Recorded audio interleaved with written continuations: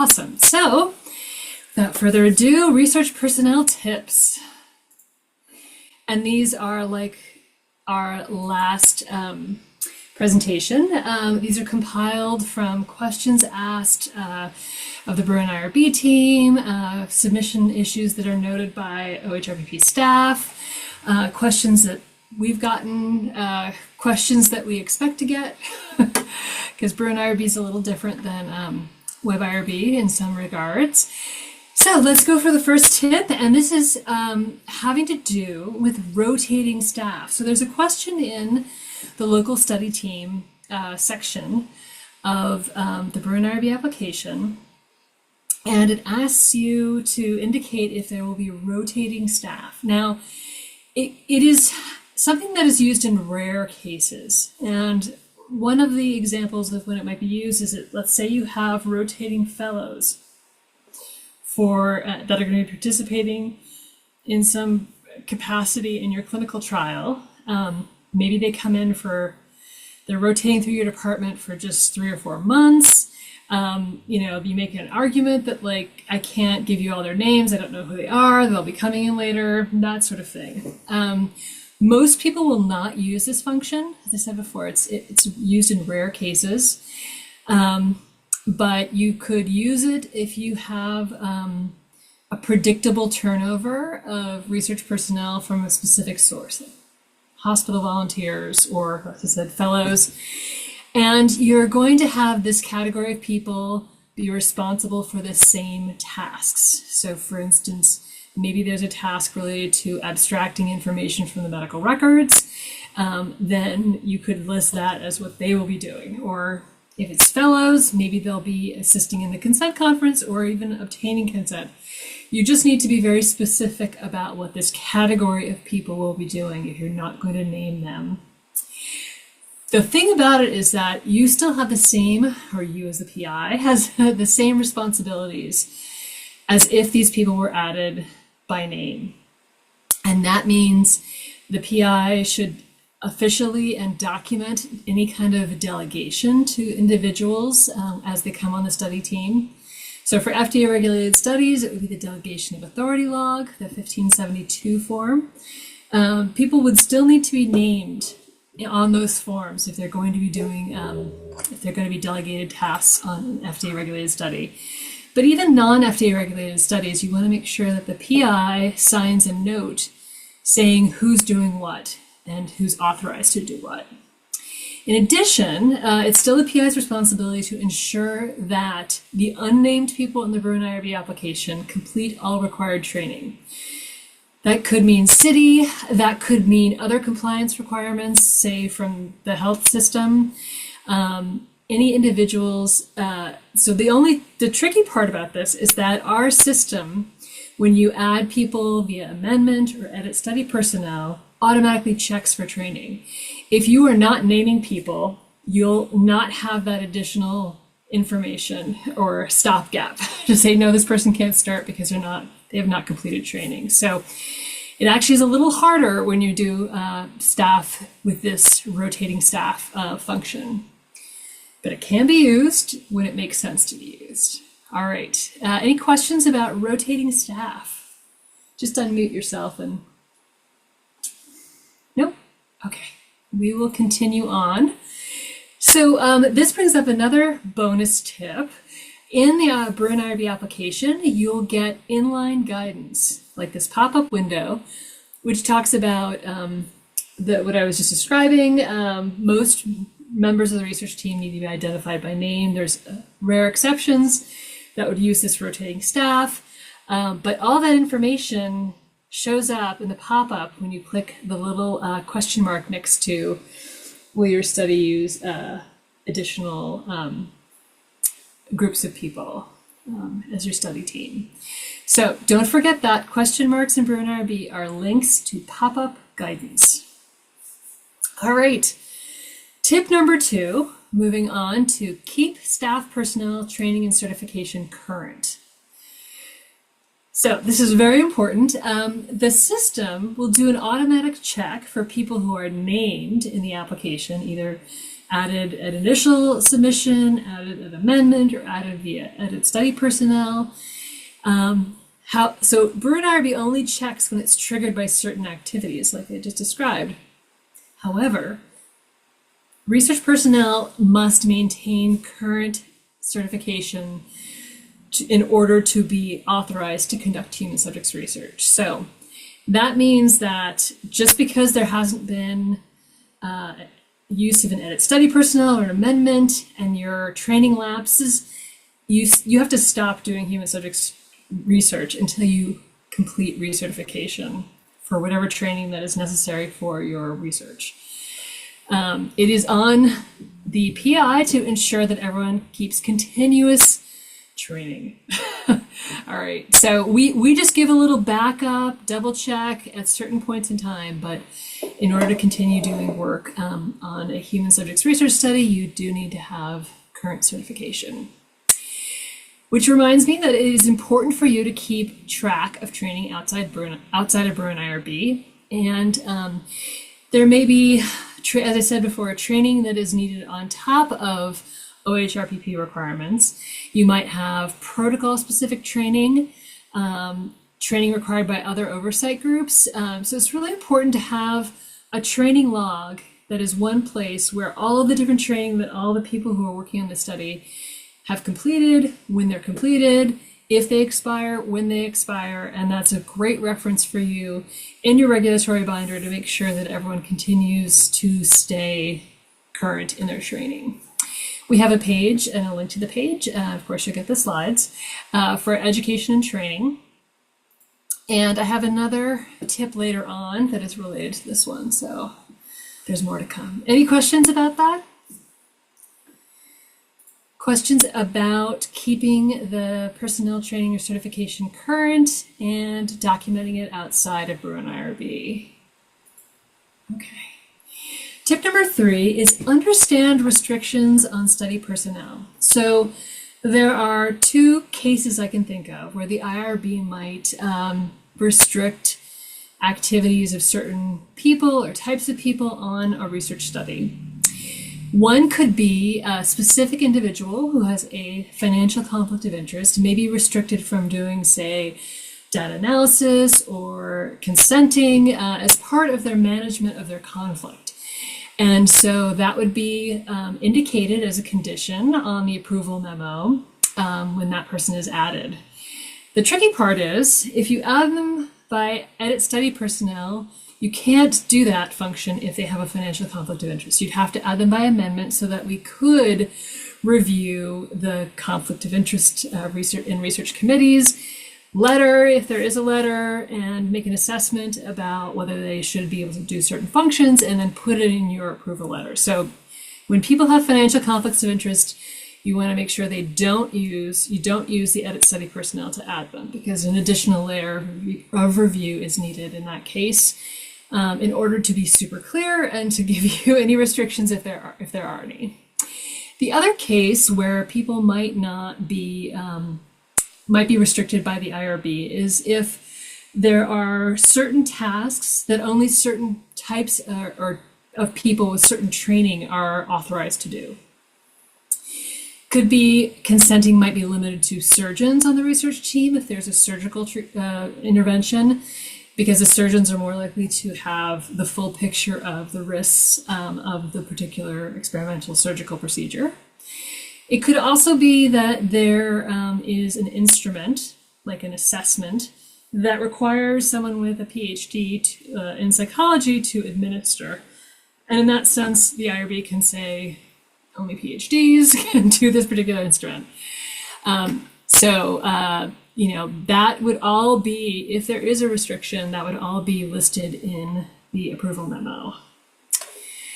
So any question, and the other thing to think about is that the edit study personnel form is not smart.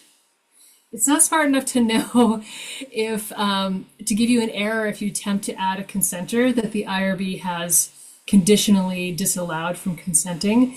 So you really need to be on top of the approval memos and what the conditions are and whether someone could be added as a consenter given the conditions on the specific study. Any questions about that? Restrictions on personnel doing certain study activities? I don't see anything in chat. All right, great. More. I was just Yes. going to comment that that was very good information. It may not always be listed on the approval memo, though. Oh, It okay. usually would be communicated in writing through correspondence with an assurance Okay. provided by the PI. That's oftentimes documented in that way. Okay. Those types of restrictions that you just mentioned, that may be also the way in which that's communicated and our understanding of that. So. Okay. Okay, But great. just Thank wanted to you. But confirm it, that people may not always see such strict things on the approval memo that okay.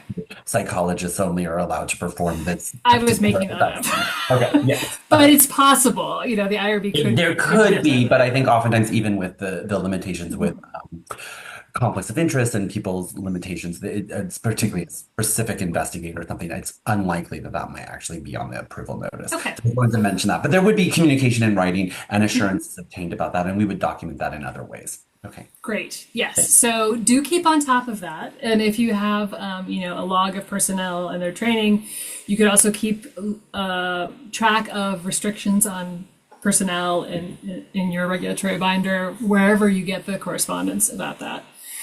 In case there's turnover in the study staff and then someone tries to add someone and they're not supposed to, like it's really good to keep important information like that in your regulatory binder.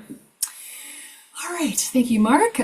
So tip number 4 is the edit study personnel function. So this is a really helpful function. It allows you to add people to the study team, even consenters, without having to go through an amendment process. It is, however, not always available to you. It's available only for an approved study. Before the study is approved, you can edit the BruinIRB application. If it's not in your inbox, you can ask the staff assigned to the study to send it back to you so you can modify it. It's also available, we just learned recently, after the study's been migrated to BruinIRB, an existing study that's moved from WebIRB to BruinIRB, even before you do your first amendment. We thought that it wouldn't be available, but evidently it is. So if you need to edit study personnel, you can do it. However, you want to think about what makes sense for your application. So basically what the system does is that it lets you modify one section only in one place at any given time. So if you have an open amendment that has changes to the personnel section, open is one of the kinds of things that you're doing in the amendment, you will not be able to edit study personnel. That function will be unavailable until that amendment is either approved or it's discarded. And that is important to know, just to plan out when you're going to open an amendment to do something, whether you're going to do personnel changes via amendment or not. There are certain individuals, as I said before, if you have someone with a financial conflict of interest, they need to be added via amendment. But you might want to do an edit study personnel quickly before you do that so that other people can get on the study team who don't have that restriction. So important to keep the timing in your head as to what can and can't happen. We do have a quick guide on the edit study personnel function in BruinIRB in our BruinIRB resource library, and links are on this particular slide. Any questions on edit study personnel? Hi, yes. I just had a question about adding staff when there are other pending training documentation. So I have, for instance, I have a study that has about 30 investigators listed, and we were trying to add a new regulatory coordinator. We were unable to do so because we were pending 3 trainings from staff who have been, who work on the study very rarely. That way. They're not always on the study, but they need to be added in case they were coverage for an investigator. So there's a couple questions for you. There are certain rules that are sort of guest view only roles, and they don't have to follow the requirements for the training. So the question is, do these people actually conduct human subjects research, or are they doing Yes. regulatory support? Okay. So the people who are pending the trainings yes. were actually do the research, and the regulatory person was the person I was trying to add. Oh, I see. So the regulatory person has their training, Yes. but the people who do the humans. So as I mentioned before, it is a responsibility of the PI to make sure that people have continuous human subjects training in order to work on the research. So if they don't have human subjects training that's current, they can't work on any study. Mhm. So it seems imperative that if their function is to do research, they should stop everything they're doing and just recertify today. Yes, I agree. I'm just It's very fast. You only have to do 4 of any modules, human subjects modules, unless you need GCP, in which case you just redo the They do. GCP. Okay. So, I mean, this is a high priority if their job is to do research. They kind of have to do that. There's no way around it. They can be, except that they could be removed from the study until they complete recertification. which is what we and did. We ended up doing. Okay. Yeah, I mean that's the way to do it, but it is a reminder to them that they should make sure they take care of that. Yeah. So yeah, all right. You already figured the workaround. Perfect. That's what I was just wondering if there's any other option or like for just administrative staff, if there's any way we could just add them without holding up the entire project. Yeah, if they're administrative staff, they should. I'm not sure why they would need to be added as staff. So it really depends on, are they doing human subjects functions on the study, or are they doing billing stuff? If they're doing Yeah. billing, they don't actually need to do the training. They can just have the guest access. Thank So, you. very good. All right, thanks. Any other questions on study personnel? No. All right. More? Oh, yes. Sorry. Yeah. I have a question related to that. So are you saying if they do not have any access to like PHI, they're not going to be consenting, they're not going to have access to the key code, they shouldn't be on the study personnel list? Because reason why I mentioned that is I had somebody on the personnel list in WebIRB, but when it transferred over to BruinIRB, it removed them from the list, and I was told that they don't need to be on there.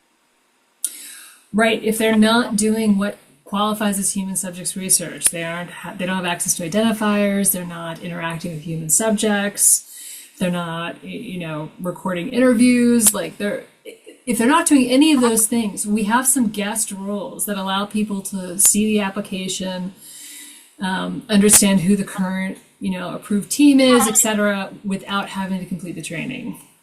Okay, so but still keep them on the DOA log. If they're being delegated, what are they being delegated? Like a statistician? Sure, yeah, keep them on the DOA log, yeah. Okay, thank Same you. thing with like the research pharmacist. I think they might be on the DOA log. I'm not exactly sure. It's not my forte, but they also would not need to be in the application for us. Okay, thank you. I appreciate You're it. welcome. No problem. All right. Can I ask a question Yes. real quick? Yes. Consenting. It's always a little bit tricky. Who can and who cannot really be allowed to consent to patient? So I mentioned before, there will be correspondence in writing from the IRB at some point. Mark mentioned that it might be on the approval notice. It might be before then in a back and forth with the IRB if there are restrictions on classes of people not consenting, right? In the absence of the IRB saying specifically only doctors can consent, if the IRB does not say that in correspondence with the study team, then anyone on the study team can be listed as a consenter. So it really is up to the IRB if they want to restrict who can consent. Okay, gotcha. And also if the sponsor has anything in the protocol that would restrict it, right? Then I would see it right away, right? Yeah, gotcha. Yeah. Okay. If the protocol explicitly states only physicians will consent for the study, if like the sponsor wants that restriction, the IRB will assume that's what you're doing and will not add additional like requirements because that's a piece of it, right? Like if that's what you say you're going to do, that's what you should do. Right. Okay, gotcha. Thank you. Just wanted to clarify. Appreciate it. No problem. Yes, it's a case-by-case basis in which the boards will evaluate the training qualifications of the personnel of the research, as well as the population and the procedures. And if we were to basically approve a protocol that lists, who is consenting or not. If there are questions about that, they may come up during the review process, in which we may ask for additional information to justify certain people and their training and qualifications, or ask additional information about their training and qualifications in order to provide informed consent, or conduct the informed consent process, or there may be restrictions, as indicated, of licensed health practitioners or something like that, RNs or nurse practitioners or clinical psychologists or something like that, a certain level of expertise. But again, that would be communicated. There isn't a hard and fast policy. It is done on a case-by-case basis. Right, exactly. Awesome. All right. We're going to move on to the next. I have a quick question. It's Julie. Yep, no problem. So I used the edit study personnel function to add someone to consent. So should I make an amendment now? So I just figured I would ask it while we're on this topic. No, so of course it allowed me. I'm a nurse. It was myself. Just be clear. So is there any restriction in the correspondence from the IRB I that don't says think that nurses so. can't consent? So it would be worth going, looking at the study history to see, or if there was such a discussion. But if there wasn't, then you're fine. And the IRB doesn't do it that often.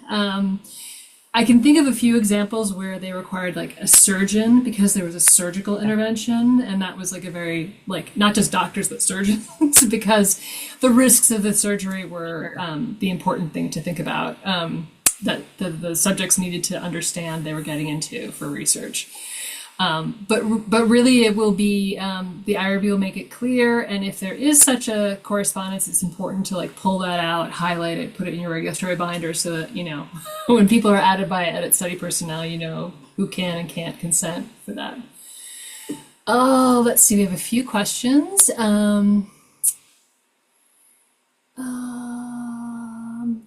You know what? We didn't have a policy on greater than anonymous research requiring, I assume that this question is about physicians consenting, but there might have been other players on campus who indicated that. It could have been like a department policy, it could have been health center policy. Like we just needed to make clear that from our perspective, unless the IRB restricts it, there is no restriction on, unless the IRB restricts it or the application says they're going to restrict it, there isn't a restriction on consenting. Great, I love this discussion. Thank you all for your questions and comments. All right, we're gonna go to another tip because we got so many. Tip number 5. You need to understand what personnel training is needed when you're conducting a clinical trial. So this is a relatively new policy, last couple of years, policy 917, wherein good clinical practice training is required if you're conducting something that meets the NIH definition of a clinical trial. And you might notice that even though our application is mostly a protocol upload, we do ask a few questions in the BruinIRB application. There are 4 questions actually. And those are literally the exact components of the NIH definition of a clinical trial. And the reason we do that is because our system does an automatic check to see if you have GCP training in your key personnel, if it meets the definition to confirm this particular policy. Now, make sure that your training information is kept outside of BruinIRB as well, just so that if you have, for instance, you're using the rare category of groups of people who are not named, they also need to make sure that they have completed the correct training for that particular protocol. And let's see, policy 917, yeah, so GCP training.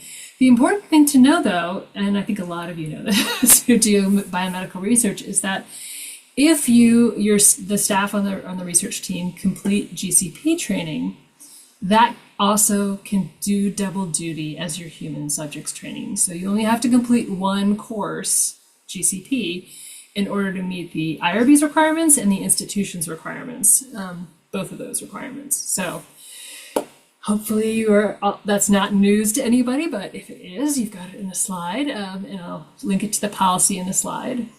Any questions about that? Policy 917. All right, moving on to tip number 6. Individual financial conflict of interest is person specific, but everyone on the team needs to follow any management plans. All right, so let's think about this. BruinIRB sends out to each key personnel to indicate that they're willing to participate and indicate their own conflict, if they have one. So if a conflict in disclosure leads to the IRB determining that something needs to be in the consent form to disclose to potential participants about the financial conflict of interest of an individual, all consenters need to disclose this conflict as they have the conversation in the consent conference, even if it's not their conflict. This came up in a monitoring visit with my team, and it's really important because the IRB decided that this conflict is something that a person would likely want to know about in order to decide if they wanted to participate in the study or not. So even though it's not your conflict, the fact that somebody on the team has a conflict could make someone choose not to be in the study. So it's important that that information be shared, even if it's not your conflict. We have some conflict information, some guidance on researcher financial conflict of interest, and I also put a link to CIRC. We have different thresholds, different processes, but if there is a financial conflict of interest, you need to tell us, and if it meets their threshold, you need to tell them. So there we go. Let's see. Next one is you need to document. Oh, please go ahead. I have a question. Uh-huh. For all staff who has to now say if they have a conflict of interest, do they all need to complete an FDF? And how does that go along with the FDA and the 1572? Okay, so for IRB purposes, you just have to answer the question, yes, no, do you have a financial conflict of interest? Okay. They don't have to be listed on the 1572. I'm not sure. I mean like nurses and like research assistants and things like that. If they're considered, I believe that the federal government considers key personnel to be people who are materially responsible for the design and conduct of the research, or something like that. So I would talk to the FDA office about that. Marlene Barrow. Yes, who is? Did I just? Oh, that was me. Sorry. She's the expert on FDA issues, and I would talk to her about that. I know, Marlene. Thank you. Okay, great. Let's see. Right.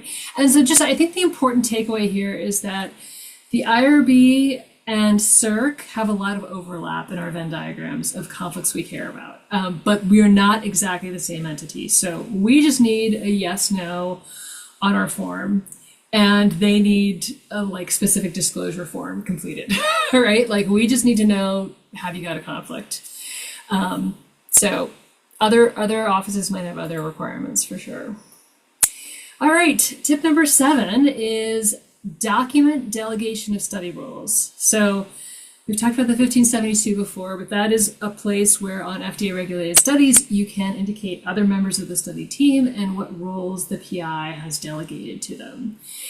Even if you're not on an FDA regulated study, it's really important for you or for the PI to delegate what they believe an individual who's on the study team is authorized to do.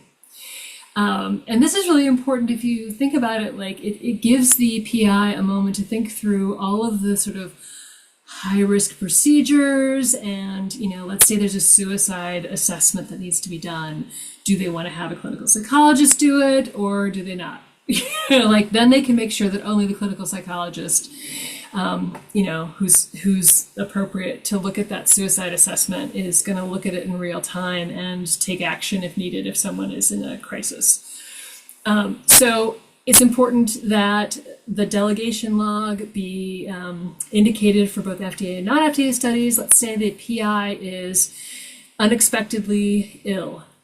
If you have a delegation log or some similar type of document where the PI has said, okay, my co-investigator is allowed to assess deviations in adverse events for relatedness and seriousness and all that kind of stuff.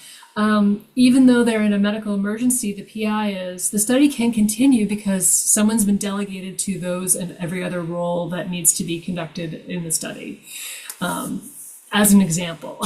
So you want to really try to have at least a little redundancy if you can, more than one person being authorized to do something, if that's possible. If you have a team of 30 physicians on a study, you should have a little bit of redundancy, so that you can have, coverage if need be, someone who understands the protocol sufficiently to be able to determine if an adverse event is related, etc. So as an example of a study role is that particular one. And those need to be looked at in a timely fashion. So that's why I keep bringing it up.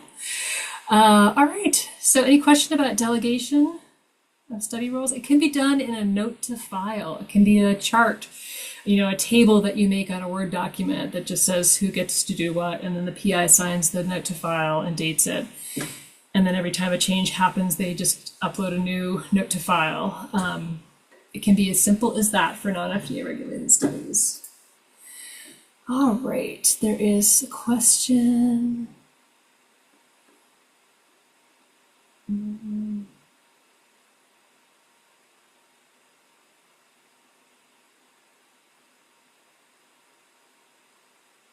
I'm not sure what your question is, Rosaline. Sorry, I was Let's just see. replying to the last comment there about, Oh. from Kimberly about Okay. we're back to the consenting. Because for me, we work mostly with clinical trials. And I mean, I just have bookmarked this page, which admittedly is from 2021, but last I checked, it was still active. And it says that, kind of to her point, it says investigators are required to obtain the legally effective informed consent of each participant, blah, blah, blah. So it says investigators there. So Well, it's just because PIs are responsible for everything that happens in the study. So this doesn't mean that only an investigator can obtain consent. This just means that investigators are responsible for ensuring that legally effective consent was obtained. I love that, and that's great. I've argued that myself. Okay, well, we might have to wordsmith this particular guidance since it's been a few years. Okay, but thank you for bringing that up. Because, Awesome. but because in a clinical trial, study coordinators such as myself who've actually been around 26 years, I might know something about the trial, and maybe I could consent the patient, perhaps more so than a busy clinician who's also the PI of the trial. But at the same time, we always abide by the fact that, and of course, it's just a whole thing over the years. This is not like a light topic, Right. No, I understand that. And that's why we're trying to say that, like, unless the IRB says something specifically or the application asserts Right. that there will be a Okay. restriction, there is no restriction. So Because even just very briefly, I'm much more familiar with WebIRB than BruinIRB. But do you still have those when you add someone who's going to consent, you have to click those, you have to say whether or not they're going to consent, right? And isn't that for a reason? I mean, like, I thought that yeah, was because it is for a reason, because the IRB is, would like to know the current state of, like, who's consenting on a study. So for instance, if my team, the QIU, goes and does some monitoring, we'll look at the application, we'll see that, like, 5 people are authorized to consent. We'll make sure that those are the people who actually consented on the forms. I see. Okay. Yeah, so it's Thank you. Okay, that makes useful sense. information to have. And it is very helpful for the boards to be able to evaluate what is being proposed as part of the protocol, to evaluate the qualifications and trainings of anyone that is being proposed to obtain informed consent. The boards are very thoughtful about these issues, and usually when there are restrictions, it has to do with specific aspects, particularly in clinical research, with regard to types of alternatives that may be available and really discussing those treatment options. And that sometimes may be outside the scope of certain individuals, right? To really be able to answer those questions or answer specific questions about very risky procedures, for example. So there oftentimes are ways around that and creative ways to conduct informed consent process with tiered processes or something like that. The board is always willing to evaluate and to assess, what is being proposed. Sounds good. Thank you. Thank you, Mark. Sure. All right. So let's see. We've got delegation of study roles. And one thing that came up recently is we really want to make sure in the local UCLA study team members section in BruinIRB, and I know this is counterintuitive, but hear me out. There is a question number 4, that asks you to list other personnel, for instance, outside collaborators. And this is very confusing, I know, because they're not UCLA, they're outside collaborators.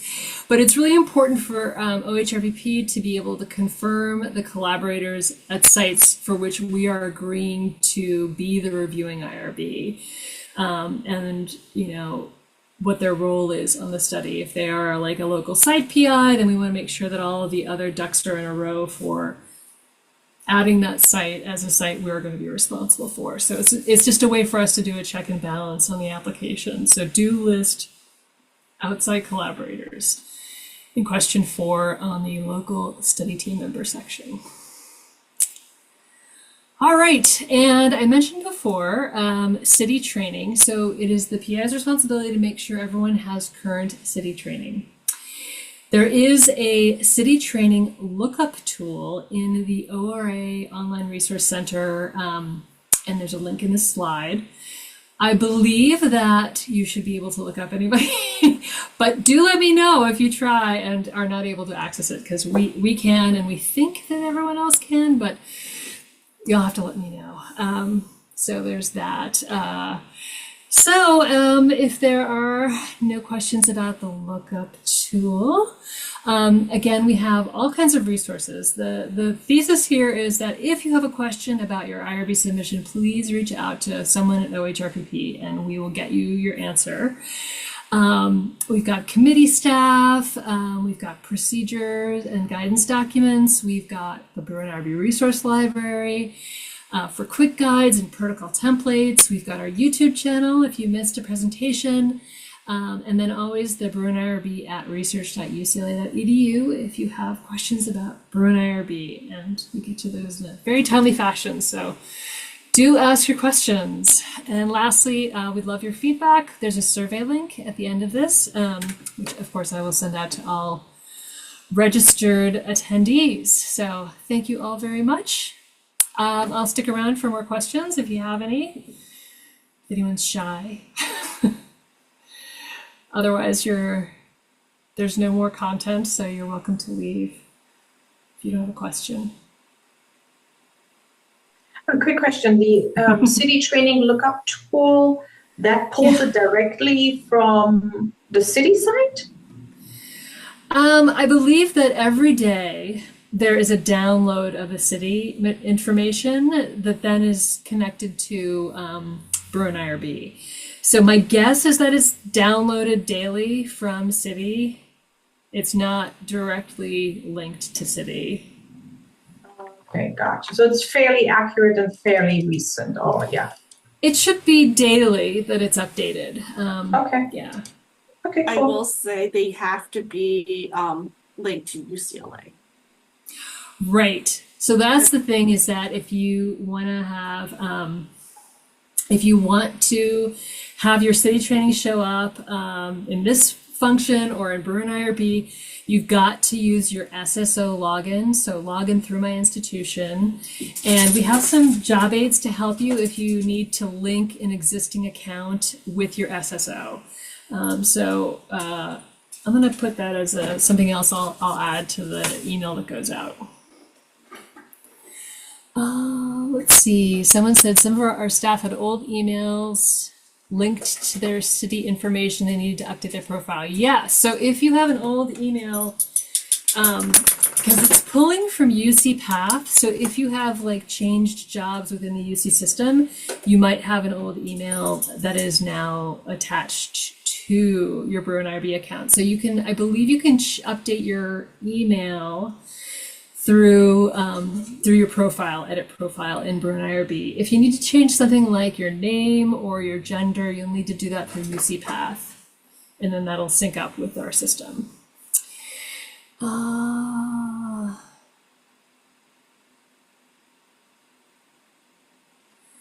right, and Ruby, you had, let's see, thank you for the presentation. I would like to mention that I recently had to add outside personnel for a site we are overseeing. However, I thought it'd be good to mention that someone from the IRB had to first add them to some sort of internal registry. Right. We're still working out the kinks in BruinIRB, but there are definitely, there's definitely a process for when we're going to review on behalf of other institutions. We have to have a reliance agreement, and what a great segue. Next month's presentation is going to be all about reliance agreements, so and reliance studies. So Rebecca Florestella, who is our assistant director for reliance, is going to be a great presenter. So make sure you sign up for that presentation as well. Where would you specify the tasks of rotating team members not in BruinIRB? Actually, yes. In that rotating staff, it does have a field for what will they do.